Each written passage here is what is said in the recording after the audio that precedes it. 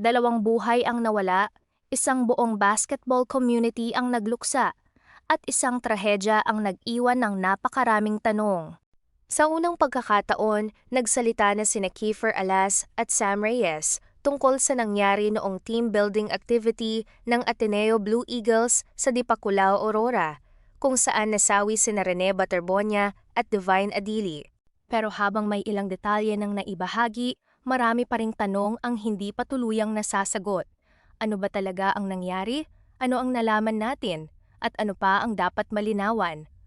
Noong 8 ng Hunyo, isang team building activity ng Ateneo Blue Eagles ang nauwi sa trahedya matapos malunod sina incoming rookie Rene Baterbonia at foreign student athlete Divine Adili. Ayon sa mga ulat, bahagi ng activity ang water exercise sa isang beach sa Dipaculao, Aurora. Sa simula, maayos umano ang kondisyon ng dagat.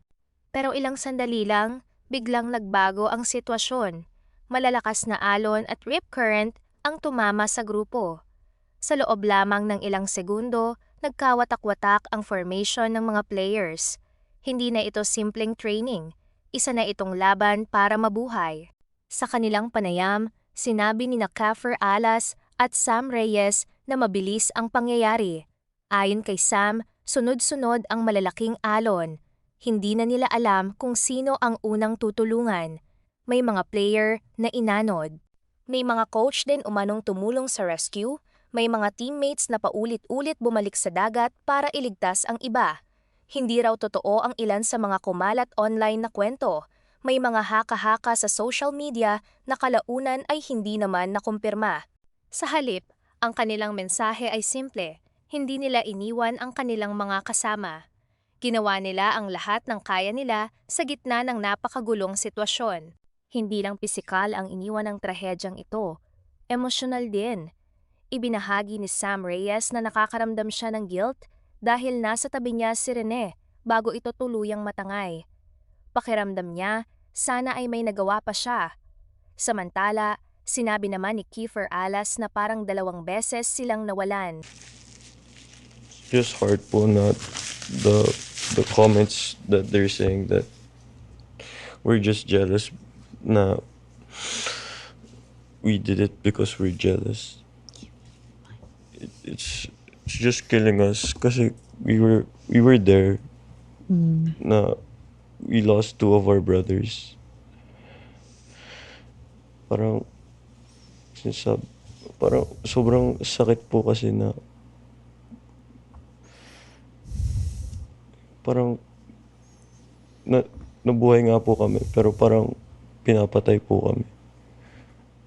Una, nang mawala ang kanilang mga teammates, at pangalawa, nang makatanggap sila ng matinding batikos at masasakit na komento online. May ilan pa umanong umabot sa pagbabanta.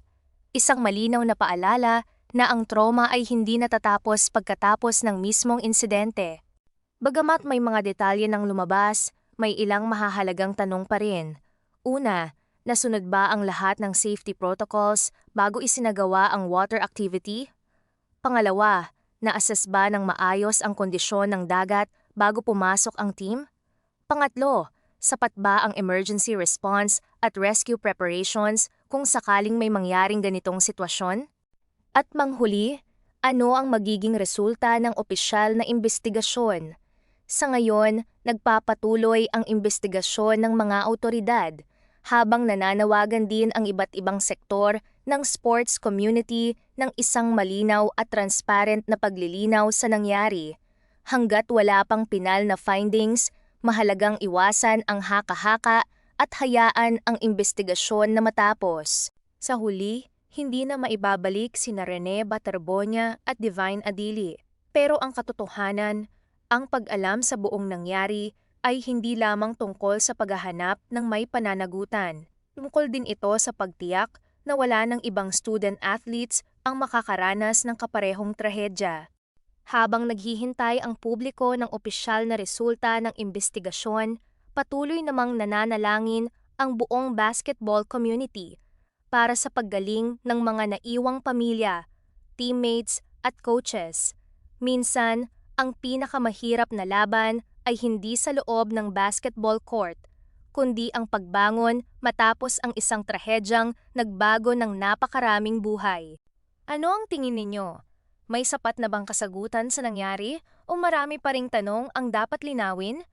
Ibahagi ang inyong opinyon sa comment section at huwag kalimutang mag-like at mag-subscribe para sa mas marami pang sports stories at updates.